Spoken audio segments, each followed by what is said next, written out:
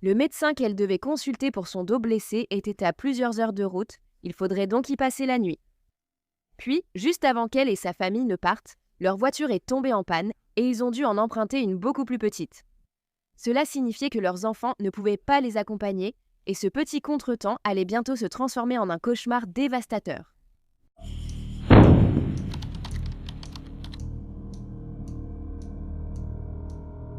Amy Goodwin Burke est née le 23 septembre 2013 de Shane Burke et Carrie Ann Goodwin, Shane Burke et Carrie Ann Goodwin, à Proserpine, Queensland, Australie. Il avait une sœur aînée nommée Tara, qu'il adorait. Les deux étaient toujours ensemble. Amy était aussi affectueusement surnommé H-Bomb. On le décrivait comme un petit garçon plein de vie, avec un grand sourire et une attitude compatissante. Amy apprenait vite, et à 6 mois, il prenait déjà des cours de natation, ce qui l'adorait. Il était obsédé par l'eau. Et le petit Amy marchait déjà à seulement 8 mois. En mars 2015, alors qu'Amy avait 18 mois, ses parents ont dû faire un voyage de leur maison dans la ville charbonnière de Maramba, au centre du Queensland, jusqu'à Brisbane. Le voyage était long, environ 1000 km, mais ils devaient y aller car Carrie-Anne devait consulter un médecin après s'être récemment blessée au dos. Elle s'était blessée au dos au travail et le neurochirurgien qu'elle devait consulter se trouvait à Brisbane. Au départ, Shane et Carrie-Anne devaient en faire le voyage avec leurs 2 enfants. Cependant, à l'approche du voyage, leur voiture est tombée en panne et ils ont dû emprunter un utilitaire qui n'a que 2 places et ne laissait donc pas de place pour les enfants. Malheureusement, au lieu de partir en famille, ils ont dû laisser les enfants. Et ils allaient confier la garde de Amy et de sa sœur à un homme nommé Matthew Ireland. Matthew Ireland connaissait Shane depuis environ une dizaine d'années. Shane et Matthew avaient en fait travaillé ensemble dans les mines de charbon pendant des années. Et récemment, Matthew avait aussi commencé à faire de petits travaux chez Shane pour lui.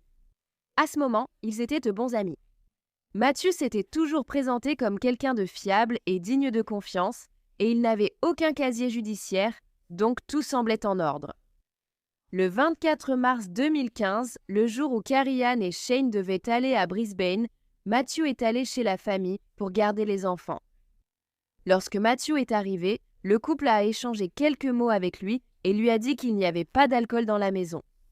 Je ne comprends pas vraiment pourquoi ils lui ont dit qu'il n'y avait pas d'alcool, surtout s'il avait eu un problème d'alcool auparavant. C'est ce que je suppose. Quoi qu'il en soit, Carrie-Anne et Shane étaient confiants que leurs enfants seraient entre de bonnes mains avec leur ami Matthew. Plus tard dans la journée, après que le couple soit déjà arrivé à Brisbane et que Carrie-Anne ait assisté à son rendez-vous chez le médecin, ils ont appelé Matthew pour prendre des nouvelles et voir comment les choses se passaient. À ce moment-là, Matthew a dit que tout allait bien. Le couple devait repartir et rentrer chez eux le lendemain. Après que Carrie-Anne et Shane ont parlé avec Matthew, ils sont allés se coucher. Cependant, le couple s'était réveillé seulement quelques heures plus tard par une série d'appels manqués des grands-parents d'Amy.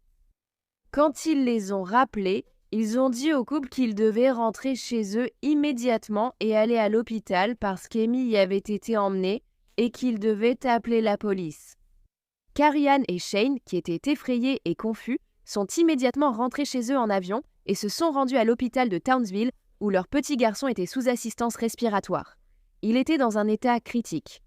Amy avait d'abord été emmenée à l'hôpital Maramba, mais son état était si grave qu'il a rapidement été transféré par avion à l'hôpital de Townsville. Lorsque les parents de Amy sont enfin arrivés à l'hôpital, les parents dévastés ont appris que leur fils Amy avait une rate éclatée, une côte cassée et un tronc cérébral sectionné. Il était également couvert d'ecchymose et il a été déterminé plus tard qu'il en avait 75 au total. 75 sur son tout petit corps. Les blessures de Amy étaient si graves qu'il a été déclaré en état de mort cérébrale et ses parents ont été informés qu'il n'y avait aucune chance qu'il se rétablisse.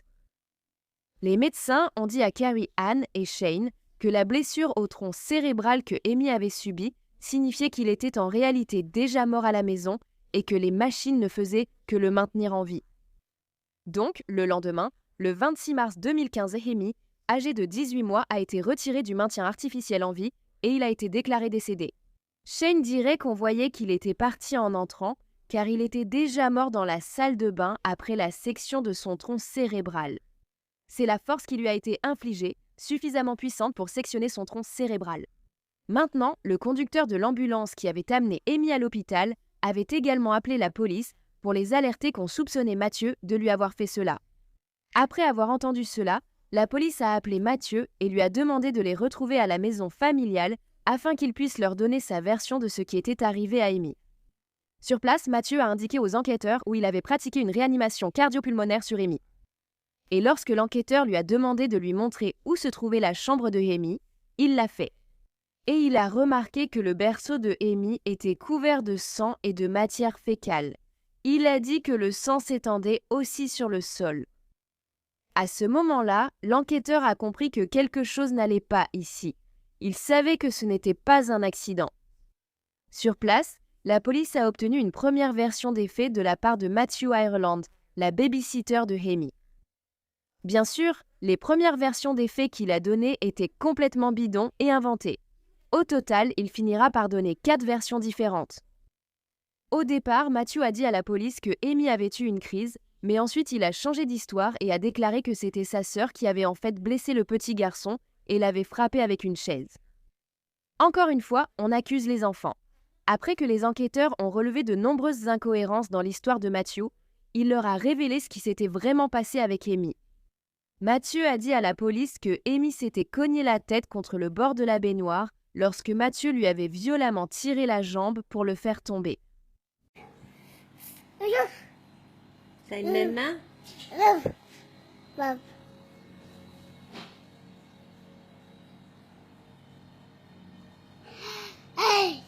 En réalité, Matthew avait battu le pauvre tout petit sans défense pendant une période de 2 heures.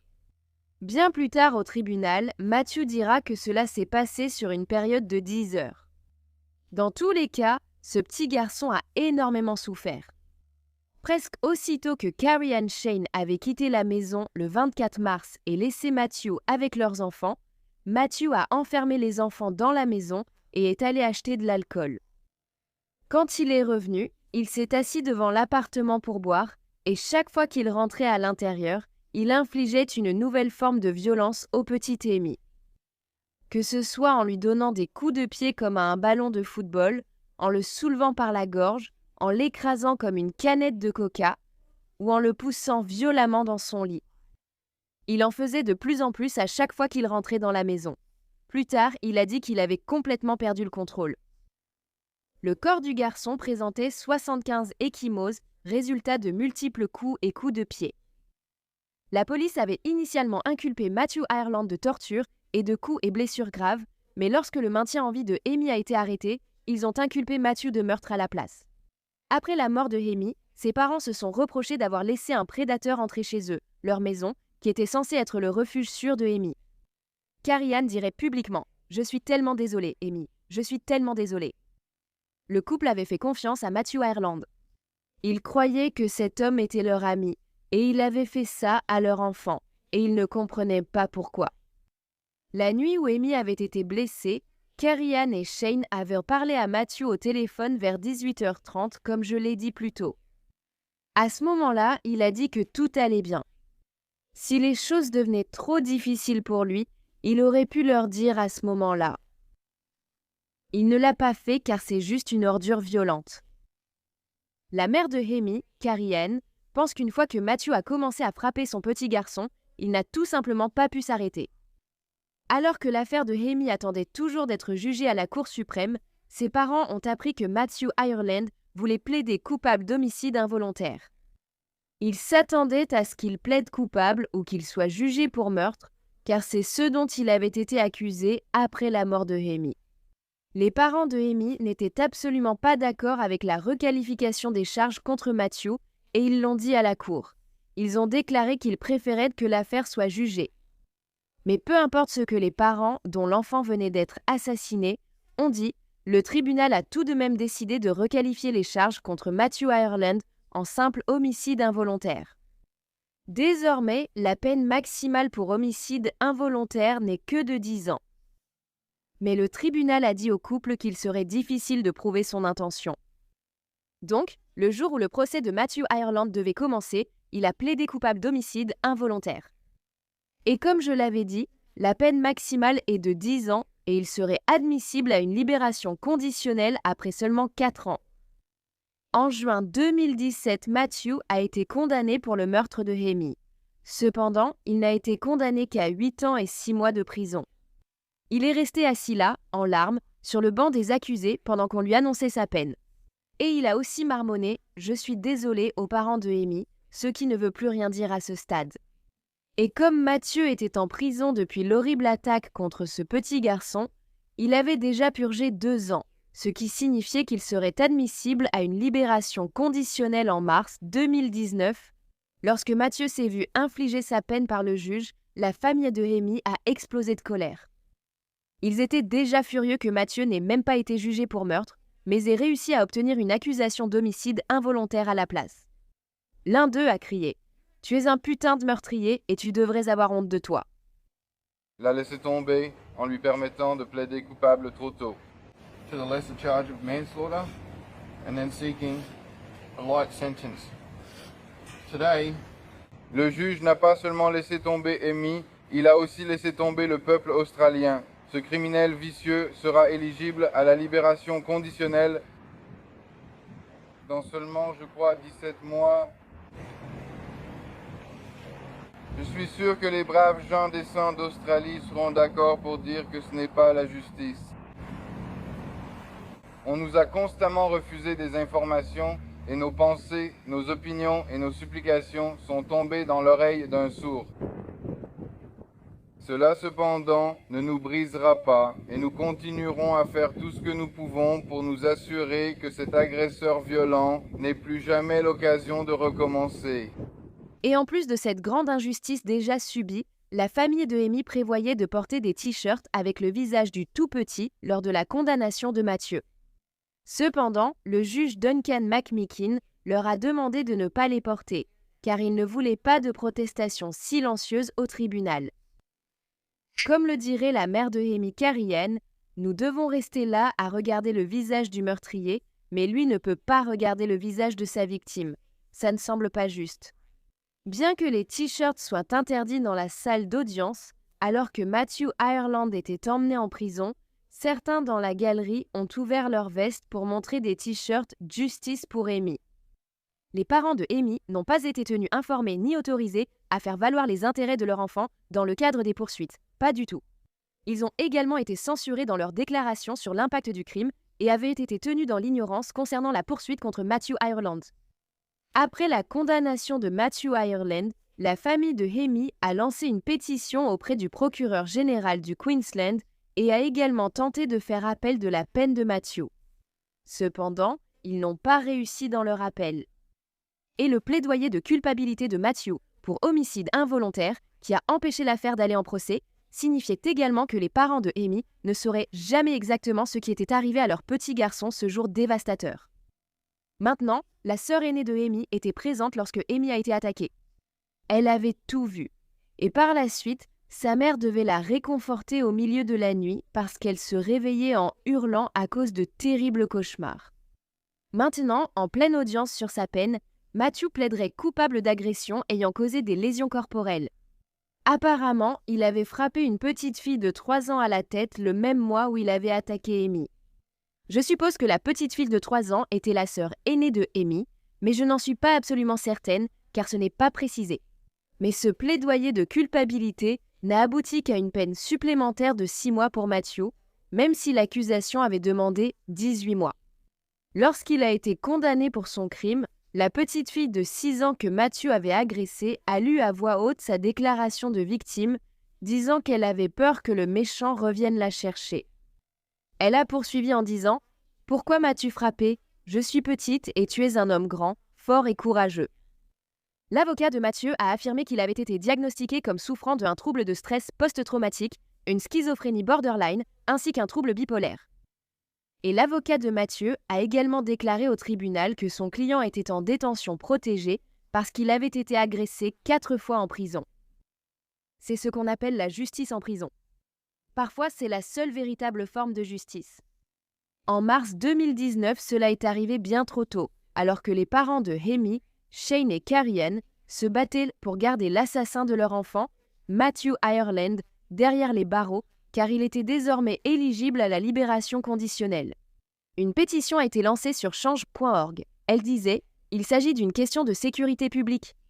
Nous ne pouvons pas laisser ce meurtrier d'enfants condamné rejoindre notre communauté où il risquerait de tuer un autre enfant. » Des milliers de personnes ont soutenu les parents de Amy. Ils étaient révoltés par la faiblesse de la peine que Matthew avait reçue.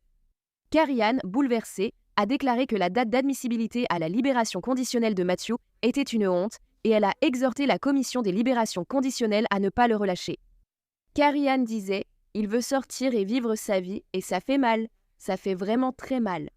Ce type pense qu'il peut tuer Amy et que 4 ans plus tard, il pourra sortir et continuer à mener une vie heureuse. Je ne trouve pas ça juste. » Le couple est devenu un fervent défenseur de peines plus longues pour les violences faites aux enfants depuis la mort tragique de leur petit garçon, et ils ont demandé à la commission de libération conditionnelle d'écouter les familles des victimes. Les parents de Amy se sont demandé comment la commission de libération conditionnelle pouvait même envisager que ce tueur de bébés soit réhabilité. Et comment la vie de Amy ne valait-elle que 4 ans? À ce moment-là, leurs efforts ont peut-être porté leurs fruits, car la libération conditionnelle de Matthew Ireland a été refusée en 2019. Malheureusement, il serait libéré seulement quelques années plus tard, en septembre 2023. Et par coïncidence, sa date de libération était un jour avant qu'Amy n'aurait célébré son 10e anniversaire. La grand-mère d'Amy, Lynn Burke, âgée de 63 ans, a interpellé Matthew Ireland alors qu'il sortait du centre correctionnel de Wolston. Elle a crié son nom et Matthew l'a regardé. Elle a crié « Tu es libre aujourd'hui et nous avons toujours nos peines à perpétuité. » Ce à quoi Matthew a répondu « Tu ne sais pas ce que ça a été là-dedans. » « Oh oui, mais tu es toujours en vie, non ?» La famille de Amy est restée forte et a allumé 10 bougies sur un gâteau pour lui, chantant « Joyeux anniversaire » en sa mémoire. Après des années de lutte et de revendications pour des peines plus sévères contre les meurtriers d'enfants dans le Queensland, Carrie-Anne Shane a enfin vu l'adoption d'une nouvelle législation répondant à cette demande. En vertu de la nouvelle loi, les meurtriers condamnés dont l'indifférence cruelle cause la mort seront condamnés à la prison à vie ou à une peine indéterminée, et ils ne seront admissibles à la libération conditionnelle qu'après 20 ans désormais. Elles se sont battues si durement pour un changement de loi en mémoire de Amy. Carrie-Anne Shane vivant maintenant avec leur fille de 11 ans dans le nord du Queensland. Elles ont déménagé dans une petite ville où personne ne les connaît pour pouvoir continuer à vivre. La cérémonie funéraire de Amy Goodwin Burke a eu lieu le 8 mai 2015 à l'église anglicane Saint-Luc sur Prince Edward Drive à Brownsville. Il a ensuite été inhumé au cimetière Mount Bassett à Mackay, Queensland. Eh bien, merci d'avoir écouté toute l'histoire de Amy aujourd'hui. Je ne considère pas cela comme de la justice. Bien sûr, il a dû purger 4 ans. Mais seulement 4 ans pour avoir ôté la vie à notre enfant, un enfant innocent, et il l'a fait d'une manière si cruelle et intentionnelle en plus. Cela me rend tellement triste pour la famille de Amy, en sachant qu'ils ne seront probablement jamais en paix parce qu'ils n'ont pas obtenu justice pour leur petit garçon. Et l'homme qui lui a fait ça est maintenant de retour dans la rue.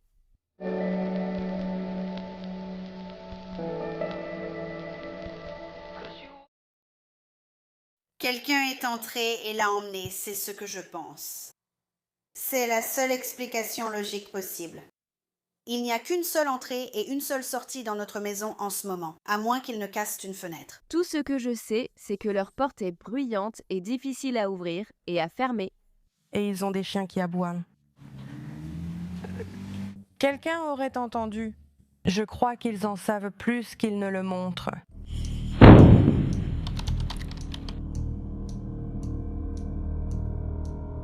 Shailene Michelle K. Amaran est née le 31 décembre 2014 à Bloomington, dans l'Indiana, de Justin Amaran et Jessica Stewart. Shailene avait aussi 2 frères qui avaient 5 et 8 ans au moment de sa mort. On disait que Shailene était toujours heureuse, toujours en train de rire et de sourire. Elle adorait la fée Clochette et tout ce qui brillait ou scintillait.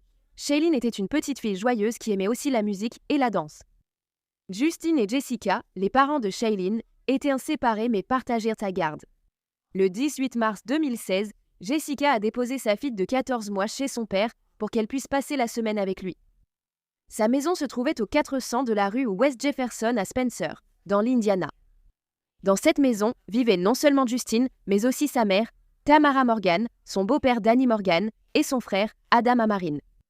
Après que Shailene ait passé quelques nuits chez son père, le 22 mars, son oncle Adam a décidé qu'il voulait inviter un ami pour regarder des films et boire quelques verres. Donc, l'oncle de Shailene, Adam, son beau-père Danny et son nouvel ami Kyle Parker traînaient tous dans la chambre d'Adam, buvant du whisky et de la vodka et regardant la télévision. Tamara a couché la petite Shailene dans son berceau, qui se trouvait dans le salon entre 20h et 22h30. Cependant, les récits de la famille concernant l'heure exacte varient, et ce n'est pas la seule chose qui présente des incohérences. Donc Tamara a bordé sa petite fille en l'enveloppant dans sa couverture préférée à l'effigie de Winnie l'ourson. Et Justin est allé voir sa fille vers 23h, juste avant d'aller se coucher. Tamara allait aussi la voir plusieurs fois avant d'aller se coucher vers minuit. La réunion s'est terminée tôt le matin après le départ de Kyle et que tous soient allés se coucher. Mais quand Justin s'est réveillé le lendemain matin vers 8 ou 9 heures, parce que c'est aussi quelque chose qui change de temps en temps dans leur récit, il est allé chercher sa fille dans son berceau et elle n'y était pas. Justin raconte qu'il a couru dans la chambre de Tamara, a failli défoncer la porte et lui a demandé si elle avait vu Shailene. Elle a dit qu'elle ne l'avait pas vue et Shailene était introuvable dans la maison. La famille a paniqué et a appelé la police. La disparition de Shailene a entraîné une recherche intense dans les environs de la maison où elle avait été vue pour la dernière fois. Des centaines de policiers locaux et d'État ont fouillé le quartier, les bois, champs, ruisseaux et rivières voisins. À la maison des Amarans, aucun signe d'effraction et elle n'aurait pas pu sortir seule. Des photographies de la fillette ont été distribuées dans tout l'État, accompagnées de l'information selon laquelle elle avait été vue pour la dernière fois, portant une grenouillère blanche à fermeture éclair avec des hiboux dessus, ainsi qu'une tétine violette attachée à celle-ci. La famille pensait que quelqu'un s'était introduit chez eux et avait pris Shailene dans son berceau, mais ne comprenait pas pourquoi rien d'autre n'avait été volé. Pas d'ordinateur, pas de téléviseur, rien de coûteux. En fait, rien dans la maison n'avait été dérangé. Qui au monde ferait ça? Je veux dire... C'est une petite ville, tu le sais, n'est-ce pas? Rien de semblable n'était vraiment jamais arrivé à Spencer. Spencer, c'est comme la plus petite ville du monde. Ce n'est pas la plus petite du monde. Oh, rien de tel n'est jamais arrivé. Et nous ne savons pas pourquoi cela nous arrive en ce moment. Nous ne sommes pas de mauvaises personnes, oui? Nous ne sommes pas de mauvaises personnes. Nous ne nous sommes jamais fait d'ennemis avec qui que ce soit. Quelqu'un a dû franchir notre porte d'entrée et l'emmener. Ils n'ont touché à rien dans la maison. Rien n'a été dérangé dans la maison. Tout était exactement comme lorsque je me suis couchée et lorsque je me suis levée, sauf que Shailene n'était plus là. Ses couvertures de bébé étaient posées sur le canapé à côté de son lit. Elles n'avaient pas été dérangées. Ses jouets n'avaient pas été dérangés.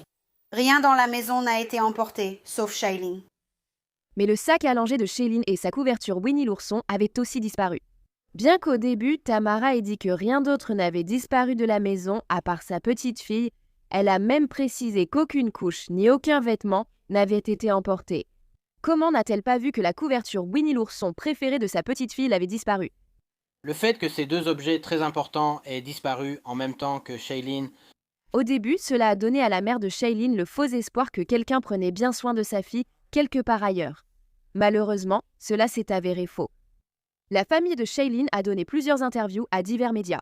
Ils ont entendu des rumeurs sur leur maison, réputée pour ses nombreuses fêtes, notamment celle du soir où Shailene a disparu. Mais Tamara ainsi que Justin ont nié cela. Tamara a affirmé avec insistance qu'il n'avait pas organisé de fête lors de ses entretiens, ce qui paraît étrange vu la disparition de sa petite fille, tu ne trouves pas? Eh bien, la nuit dernière, il y avait un gars nommé Kyle là-bas, mais... il était dans la chambre de mon frère tout le temps. D'accord, que pouvez-vous me dire? Nous enregistrons ceci pour une interview, bien sûr. Je dois vous informer. Que pouvez-vous me dire sur la personne présente? Il est entré et il est allé dans la chambre de mon frère et il en a apporté. Il a apporté de l'alcool là-bas? Mais... Donc Shailene était déjà à la maison avant. Et à votre connaissance, elle était toujours là jusqu'à 8h30 ce matin. Oui. Autre chose sur ce type dans la chambre de votre frère? Non, je ne pourrais rien dire d'autre. Mon frère est allé dans ma chambre. Il est venu me chercher. J'étais presque à moitié endormi. Il m'a réveillé et voulait que j'aille là-bas pour boire avec lui, mais je lui ai dit non, alors... Je ne connais pas vraiment ce type, Kyle. Vous connaissez le nom de famille de Kyle? Non, je n'en ai pas. Donc à ce stade, vous ignorez qui l'a emmené. Non, nous n'avons aucune idée. Que pouvons-nous faire dans les médias pour aider à faire passer le message? Nous diffusons la photo, nous la mettons aux informations, nous la publions sur Internet. Quoi d'autre? Qu'est-ce que vous voulez que les gens sachent d'autre? Eh bien, Fox 59 l'a aussi diffusé et il rapporte qu'il y a eu une fête chez nous hier soir alors qu'il n'y a pas eu de fête. Nous avions bien un peu d'alcool. Mon fils Adam Hammerman et Kyle étaient dans la chambre et il y avait un peu d'alcool, mais il n'y avait pas de fête. Du tout. Les autres étaient-elles déjà partis à 2h du matin quand vous êtes allés vous coucher? Non, Kyle était encore là quand je suis allée me coucher. Et Kelly est entrée à un moment après ça et elle est repartie. Mais vous savez, je ne sais pas quand elle est arrivée ni quand elle est partie. Et ensuite, à quelle heure as-tu remarqué que Shailene avait disparu? 8h ce matin. Tu t'es levé à 8h et elle n'était plus là. C'est ça. Oui, elle n'était pas là, d'accord, et rien d'autre ne manquait. J'ai un ordinateur portable tout neuf dans le salon qui n'a pas été touché. J'ai des téléphones portables. Rien n'a été touché. D'accord. Elle. Même pas ses vêtements, ses couches, rien n'a été emporté, sauf elle. Juste elle. La mère de Shailene, Jessica, n'habitait pas très loin de la maison des Amaran. Et quand elle a appris que sa fille avait disparu, non seulement elle était dévastée, mais elle pensait aussi que Justine en savait plus qu'il ne le disait. Même si elle ignorait si Justine était liée à la disparition de leur fille, elle pensait qu'il avait sans doute peur de révéler les informations qu'il détenait. Peu de temps après qu'on a constaté la disparition de Shailene, Jessica et Justine se sont parlé au téléphone. Et alors que Jessica était inconsolable, Justin semblait n'éprouver aucune émotion. On a également découvert que la raison pour laquelle Jessica avait initialement mis Justine à la porte de leur maison lorsqu'ils étaient ensemble était parce qu'il avait déjà été brutal avec Shailene.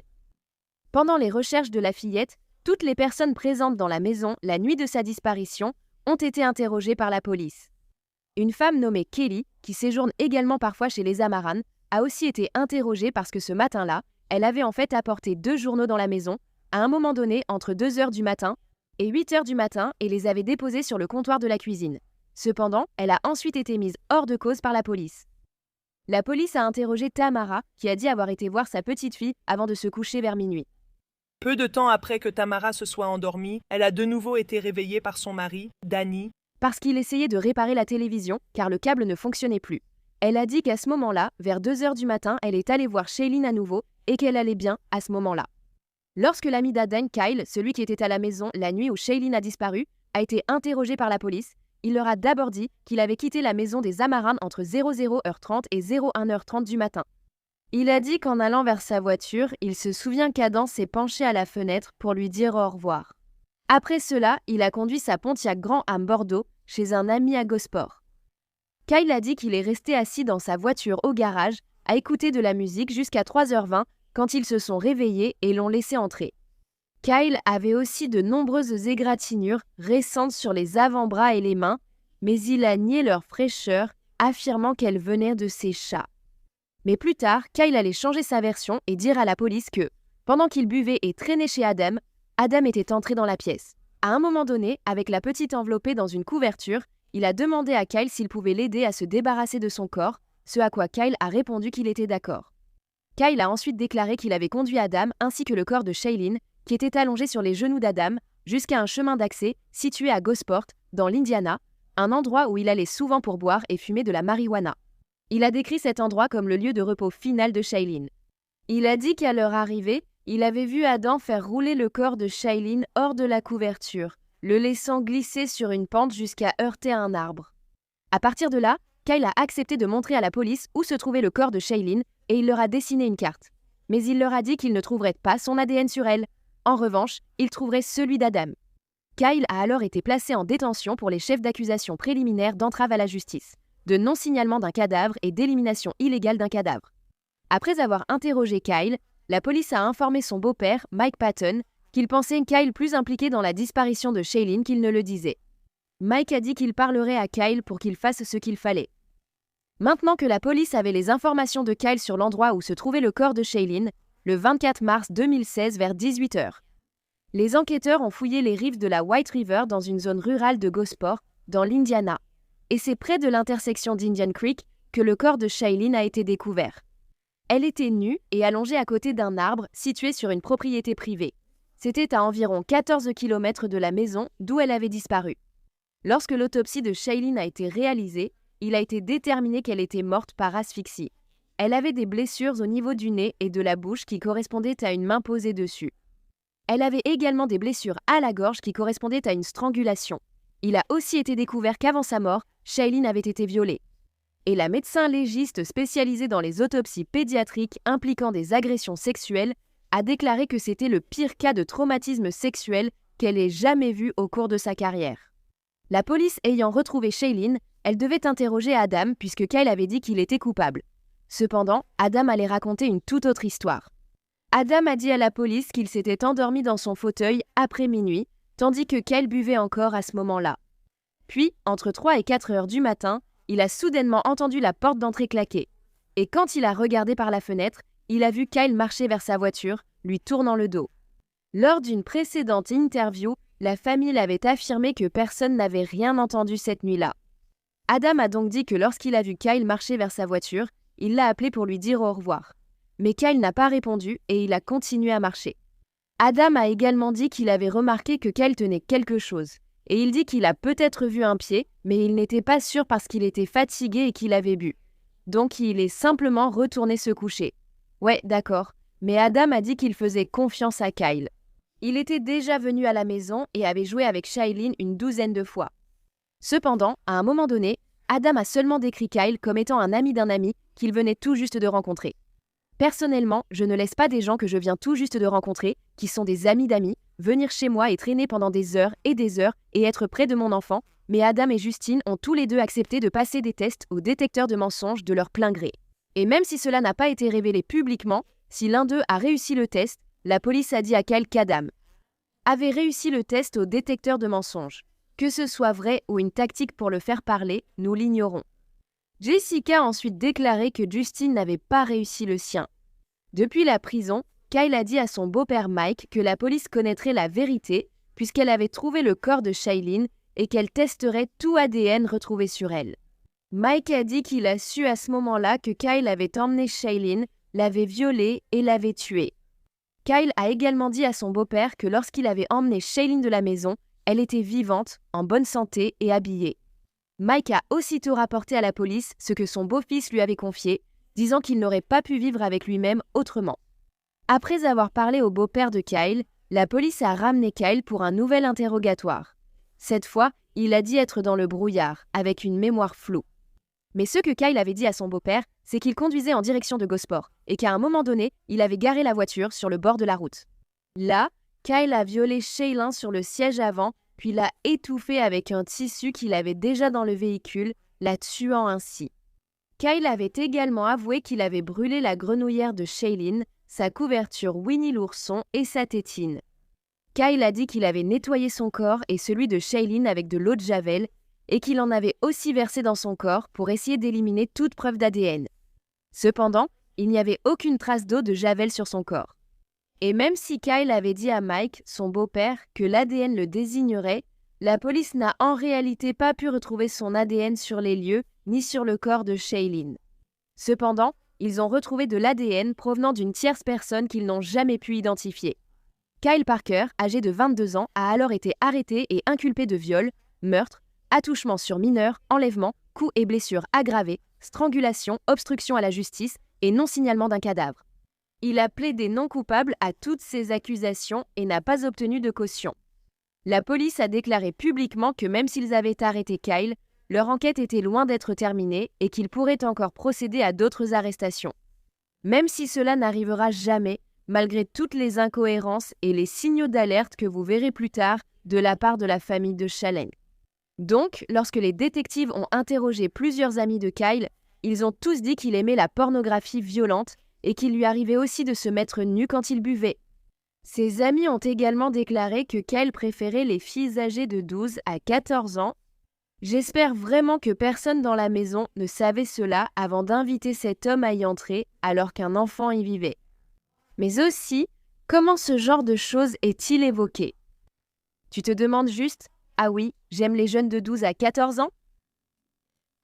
C'est un énorme risque de dire ça à qui que ce soit. Et apparemment, plusieurs amis étaient au courant aussi. Plusieurs amis, d'après ce qu'ils ont dit. Je ne sais pas. Bien sûr, Kyle a nié ces accusations. L'une des amies de Kyle, appelée Tina Wagoner, et son mari, qui vivait à Gosport, ont déclaré que Kyle était arrivé chez eux le matin où Shailene avait disparu, vers 3h40 du matin. Apparemment, Kyle vivait autrefois chez eux, même s'il n'y habitait plus. Il lui arrivait parfois d'y retourner pour prendre des douches et les aider avec divers projets dans la maison. Le couple a dit qu'il avait garé sa voiture dans le garage et fermé la porte. Il a ensuite commencé à essayer de jeter différentes choses depuis l'intérieur de sa voiture. Kyle est aussi entré dans la maison et a lavé ses vêtements à ce moment-là. Ses amis ont dit à la police que Kyle était silencieux et semblait distant, pas du tout comme lui-même. Ils ont également trouvé très étrange qu'il soit arrivé là, si tôt le matin. Lorsque les Amaran ont appris que Kyle avait été arrêté et qu'ils ont entendu les détails de ce qui était arrivé à la petite Shailene, ils ont été horrifiés. Et lors d'une autre interview que Justin a donnée après qu'ils ont retrouvé le corps de Shailene, une autre incohérence est apparue. Lorsque Shailene avait d'abord disparu, Justin avait dit qu'il ne connaissait pas Kyle. Il était juste un ami d'Adams. Maintenant, il disait que c'était une bonne personne en qui il avait confiance et qu'il avait joué avec Shailene ainsi que l'avait bercé pour l'endormir à plusieurs reprises auparavant. La police a aussi appris qu'une fois, Tamara était rentrée chez elle. Quand elle est entrée par la porte d'entrée, Kyle était là et il berçait Shailene sur ses genoux dans un fauteuil à bascule, en état d'ivresse.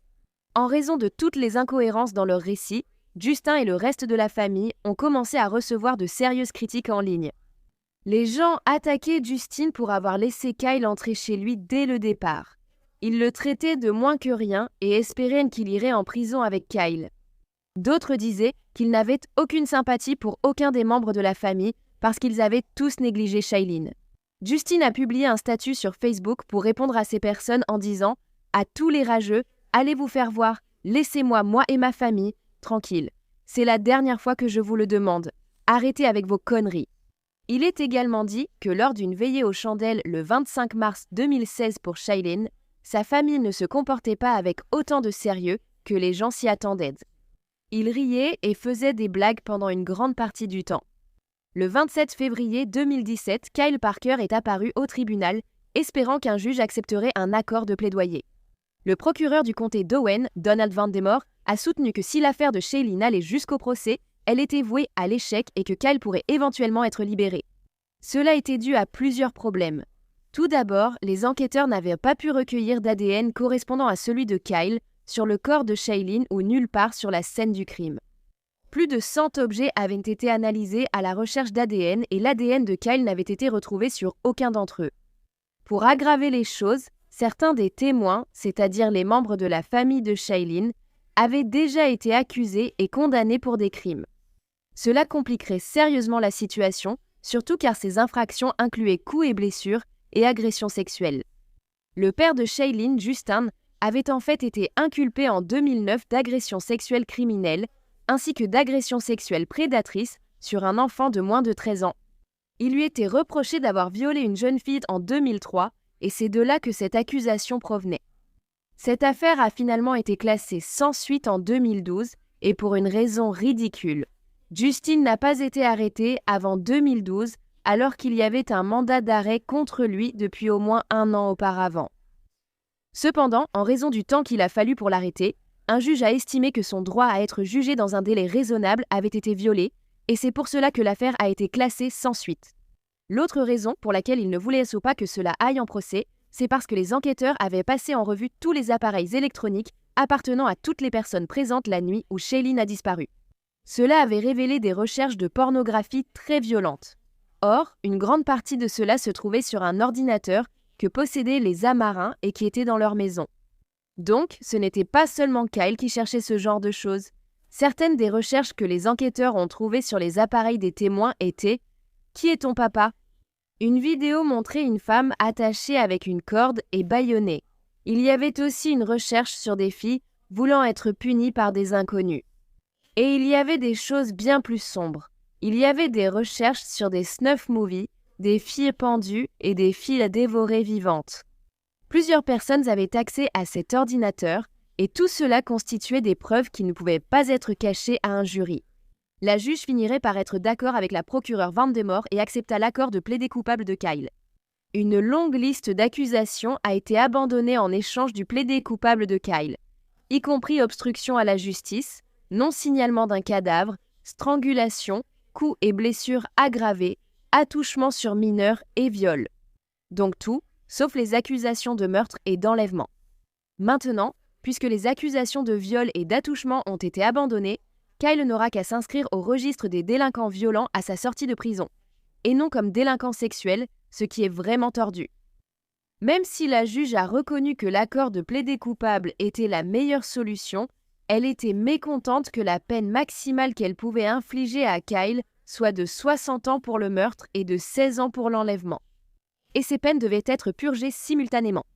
Et puisque Kyle a été reconnu coupable de meurtre, il devra purger au moins 45 ans de sa peine avant de pouvoir être libéré pour bonne conduite. À ce moment-là, il aurait 68 ans, et comme il n'aura pas à s'inscrire au registre des délinquants sexuels, il aura encore le temps de faire d'autres choses horribles aux enfants. Lorsque la juge a prononcé sa sentence, elle a dit à Kyle « Les faits de cette affaire sont les plus déchirants que j'ai jamais entendus. Tes actes étaient d'une pure cruauté ce soir-là. » De nombreux membres de cette communauté estimèrent que tu méritais la peine de mort ou la prison à vie sans libération conditionnelle pour ce crime. Ce que je peux faire légalement comme juge et ce que je voudrais comme parent et membre de cette communauté sont en total conflit. Il est clair pour moi, d'après les faits horribles de cette affaire, que vous, Monsieur Parker, n'avez ni sens moral ni décence.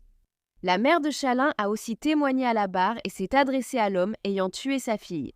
Elle a dit « Vous m'avez pris ma fille aimante et douce, à moi, à sa famille et à ceux qui l'aiment. J'espère que votre culpabilité vous hantera toute votre vie. Il y a 1 an, je pouvais encore prendre dans mes bras, embrasser, nourrir, parler et danser avec ma fille. Difficile de croire que tant de choses changent en 1 an. » Kyle a refusé de parler à l'audience, mais sa mère, Christine Patton, a affirmé au tribunal que leur famille avait été harcelée. Leur maison a été taguée avec des graffitis et des citrons ainsi que des citrons verts ont été lancés sur la résidence, ce qui paraît étrange. Pourquoi des citrons et des citrons verts ? Après l'accord de plaidoyer, des manifestants se sont tenus devant le palais de justice en brandissant des pancartes sur lesquelles on pouvait lire « Pas de justice » et ils ont crié « Tueur de bébé » à Kyle pendant que les autorités l'escortaient hors du bâtiment. Pour la famille de Shailene, cela suffisait. Ils ressentaient enfin un certain apaisement et le sentiment d'avoir obtenu justice pour Shailene. Ils sont également soulagés de savoir que Kyle n'est plus là et qu'il n'est plus dans les rues. Les funérailles de Shailene ont eu lieu le mercredi 30 mars 2016 au Christian Life Center à Spencer. Près de 200 personnes ont assisté à la cérémonie, habillées en violet en hommage à Shailene, apportant des fleurs et accrochant des rubans violets à leur voiture. La famille a ouvert ses portes. Tôt, plus de 50 agents des forces de l'ordre sont arrivés, dont beaucoup étaient profondément bouleversés par les détails de l'affaire.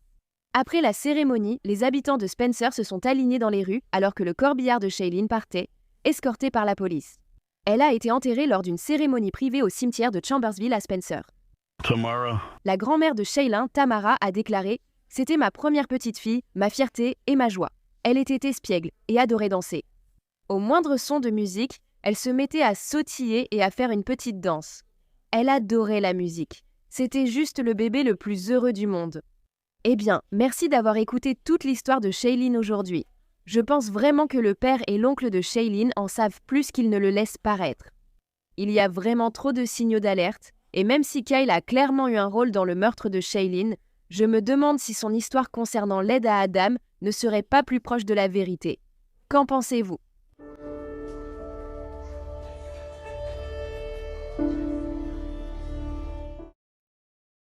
La petite fille de 3 ans est allée vivre chez une amie de sa mère.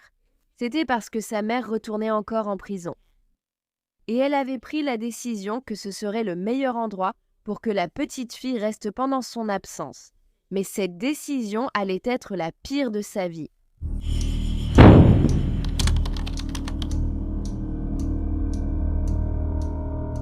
Kalizi Cutriel était née le 5 décembre 2016. Son père s'appelle Ted Cutriel et sa mère s'appelle Amanda Harry. Kalizi avait de beaux cheveux blonds et des yeux bleus et c'était une petite fille très heureuse, gentille et intelligente.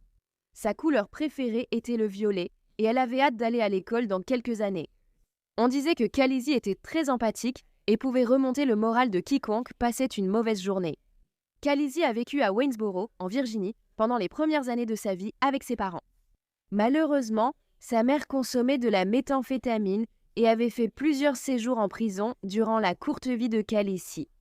Le père de Kalizi avait aussi des problèmes de dépendance, mais j'ignore sa drogue de prédilection. En raison des problèmes de dépendance d'Amanda, les 3 enfants qu'elle avait eus avant Kalizi avaient tous été retirés de son foyer et placés chez d'autres membres de la famille. Donc, lorsque Kalizi avait 3 ans en avril 2020, Amanda a été libérée sous caution de la prison régionale de Middle River à Staunton, en Virginie. Et puis, seulement quelques mois plus tard, en été, Amanda a été exclue de son groupe de suivi ambulatoire intensif après que sa gestionnaire de cas en toxicomanie ait déclaré qu'elle n'était venue à aucune de ses séances obligatoires. Donc, l'approbation d'Amanda a été révoquée. Et comme elle ne s'est pas rendue aux autorités, un mandat d'arrêt a été émis contre elle. Donc, la police l'a arrêtée à nouveau en octobre 2021. Amanda a dit que la raison pour laquelle elle ne s'est pas rendue, c'est parce qu'elle ne savait pas où Kalizi allait aller. Les services de protection de l'enfance ont interdit à Kalizi de vivre avec son père, elle a donc été retirée du foyer. Maintenant, on dit que c'est parce que Ted avait des problèmes de dépendance et il est aussi allégué que son fils aîné aurait fait des choses graves à Kalizi et c'est pour cela qu'elle n'était pas autorisée à rester dans la maison. Mais ce ne sont que des allégations, donc. Kalizi ne pouvait pas vivre chez la sœur d'Amanda à Covington à cause d'un dossier ouvert auprès des services de protection de l'enfance, selon Amanda. La famille dira plus tard qu'ils étaient capables et prêts à accueillir Kalizi, mais ils pensent tant. Amanda a dit aux autorités que Kalizi ne pouvait pas aller chez des membres de la famille parce qu'elle avait peur qu'une fois sortie de prison, Kalizi reste définitivement avec sa famille, tout comme ses 3 autres enfants. Alors, paniquée, Amanda a appelé Candy Jo Royer et lui a demandé si elle pouvait s'occuper de Kalizi. C'était une amie d'Amanda et elle avait déjà proposé de garder Kalizi par le passé. Candy avait aussi une petite fille de 3 ans. Donc, avec si peu de temps pour décider, Amanda a pensé que ce serait sa meilleure option. Et les services de protection de l'enfance ont donné leur accord pour que Kalizi aille vivre chez Candy. Donc, le 20 octobre 2020, Kalizi a été envoyée vivre chez Candy Jo. Maintenant, Candy Jo avait aussi un petit ami qui vivait avec elle, du nom de Travis Brown. Et il paraît que les services de protection de l'enfance n'étaient pas au courant que Travis vivait dans la maison. Quand Kalizi a été envoyée vivre chez Candy, Candy n'a en fait pas pu aller chercher la petite fille là où elle se trouvait parce qu'elle était en réalité assignée à résidence à ce moment-là. Oui, elle était assignée à résidence à cause de condamnations pénales antérieures et les services de protection de l'enfance lui ont quand même permis d'avoir la garde de Kalizi. Je ne pense même pas qu'ils aient vérifié son passé pour savoir pourquoi elle était assignée à résidence. Une travailleuse des services de protection de l'enfance a emmené Kalizi à sa nouvelle maison au 249 Cattle Scales Road à Waynesboro. Le petit ami avec qui Candy vivait, Travis Brown, avait lui aussi un long passé criminel. Son passé criminel comprenait des vols, ainsi que des crimes violents comme des agressions et des coups sur un membre de la famille, ainsi que des faits d'étranglement. C'est là que la petite fille allait vivre. Amanda savait que Travis vivait dans la maison avec Candy, même si je ne suis pas certaine qu'elle connaissait tout son passé criminel ou non. La vie de Kalizi dans sa nouvelle maison ne serait pas heureuse. Malheureusement, ce serait tout le contraire. L'agente des services de protection de l'enfance qui l'a déposée a dit qu'elle avait essayé de revenir pour prendre des nouvelles de Kalizi à plusieurs reprises par la suite, mais qu'elle n'avait pas réussi à entrer en contact avec la famille. Peu de temps après que Candy Jo ait accueilli Kalizi chez elle, elle a publié sur sa page Facebook personnelle au sujet du nouveau membre de sa famille, avec des photos de Khaleesi. Elle semblait très heureuse d'accueillir la petite fille chez elle au début, mais cela a changé très rapidement. Moins de 3 semaines après que Khaleesi ait emménagé chez Kandi, les mauvais traitements ont commencé. Des photos ont été prises de Khaleesi peu de temps après son emménagement, et sur ces photos, elle avait le front couvert de bleu, la joue enflée et une éraflure à la lèvre inférieure. Puis, seulement 3 jours après cela, une autre photo de Khaleesi a été prise et elle avait perdu la majeure partie de ses cheveux. Et les ecchymoses étaient encore plus visibles sur cette photo également. Khaleesi a aussi beaucoup maigri pendant son séjour chez Kandi. Il y a aussi une photo d'elle où on dirait qu'elle a des brûlures de cigarettes sur les oreilles. Mais Amanda appelait et parlait avec Khaleesi de temps en temps. Il devenait de plus en plus difficile d'essayer de joindre Khaleesi et Kandi. Le 12 janvier 2021, Amanda a eu ce qu'elle ne savait pas être son dernier appel téléphonique avec Khaleesi. Après cela, Kandi ne cessait de lui donner des excuses pour expliquer pourquoi elle ne pouvait pas parler à sa fille. L'une de ces excuses était que les services de protection de l'enfance, CPS, avaient dit qu'elle n'était pas autorisée à parler à Khaleesi. Que ce soit vrai ou non, Amanda était inquiète. Pourquoi ne la laissait-elle pas parler à sa fille ? En mars 2021, Amanda a envoyé son cousin, Daniel Mullen, avec de l'argent et un téléphone portable à donner à Kandi pour qu'elle puisse parler à Khaleesi. Cela n'a pas fonctionné. En août 2021, elle a de nouveau envoyé son cousin avec plus d'argent à donner à Kandi. Et encore une fois, cela n'a rien changé. Elle n'a toujours pas pu parler à sa fille. Puis soudainement, Kandi et Travis ont coupé toute communication avec Amanda et ne répondaient en plus à aucun de ses appels téléphoniques.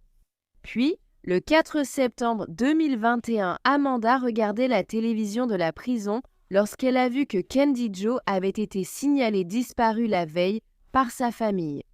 Quand elle a entendu cela, Amanda a alerté les autorités de la prison et leur a dit que Kandi avait sa fille Khaleesi.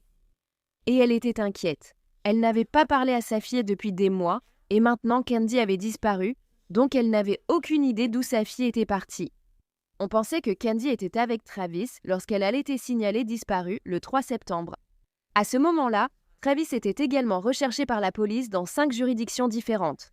Mais bien sûr, Kandi, en réalité, n'était pas disparue. Elle et Travis avaient en réalité commis une série de crimes en Virginie et en Pennsylvanie. Ils avaient, entre autres, volé une voiture et émis des chèques sans provision. La loi a finalement rattrapé Kandi et Travis le 12 septembre 2021. La police d'État de Pennsylvanie ainsi que les services des marshals des États-Unis ont pu arrêter Travis et Kandi au Knights Inn à South Greensboro, en Pennsylvanie. Ils s'étaient cachés dans le motel et n'avaient ni Khaleesi ni leur propre fille avec eux à ce moment-là. Le couple avait laissé leur propre fille chez des membres de leur famille. Après leur arrestation, le bureau du shérif du comté d'Augusta et le bureau d'enquête criminelle de la police d'État de Virginie se sont rendus en Pennsylvanie pour entrer en contact avec Travis et Kandi et les interroger.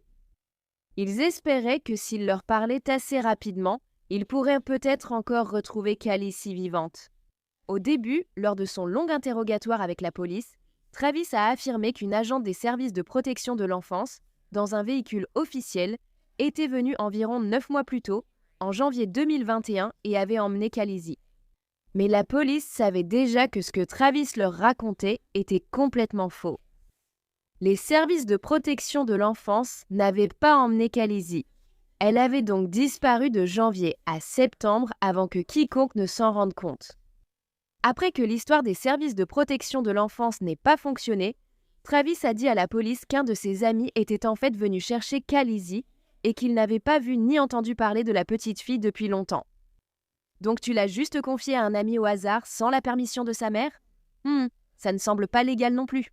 Finalement, après des heures d'interrogatoire, Travis a dit aux enquêteurs que Khaleesi s'était en fait intentionnellement cogné la tête contre un encadrement de porte et s'était tuée ainsi. C'est ce qu'elle a fait, mec, c'est ce que Travis a dit aux agents. Il a aussi dit qu'il avait tenté de faire une réanimation cardio-pulmonaire à la petite fille, mais sans succès. Bien sûr, c'est ça. Étant un gros consommateur de drogue, Travis a ensuite dit qu'après la mort de Khaleesi, il s'est évanoui. Quand il s'est réveillé le lendemain, il était paniqué et ne savait pas quoi faire du corps de la petite fille. Alors il l'a enveloppée dans une couverture et l'a jetée à la poubelle, comme si elle ne comptait pas. Il a dit qu'il ne savait pas quoi faire d'autre. Et plus tôt dans la même interview, Travis avait dit aux policiers que Khaleesi aimait être giflée et qu'elle se comportait comme si elle était possédée tout le temps.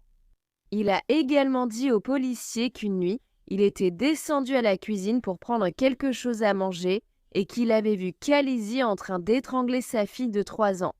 Oh oui, bien sûr. Qu'est-ce qu'elles faisaient encore debout si elles ont 3 ans et que tu es descendu la nuit pour prendre un encas dans le frigo ou peu importe? Que faisaient 2 enfants de 3 ans seuls dans la cuisine à s'étrangler l'une l'autre?